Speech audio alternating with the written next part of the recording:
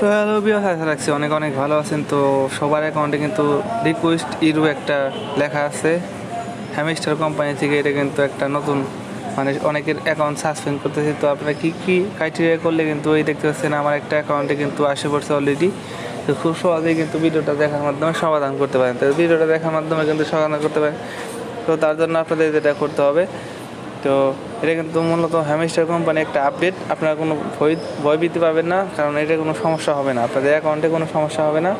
যে আপনার 2-1 ঘন্টা গেলে কিন্তু একাই সেরে যাবে। দেখতে পাচ্ছেন এখানে আমার অ্যাকাউন্টে অনেক পরিমাণ ব্যালেন্স আছে। তো আপনারা কিন্তু অনেকের অ্যাকাউন্ট নেটওয়ার্কেও আছে, তো আপনারা কেউ টেনশন করবেন না।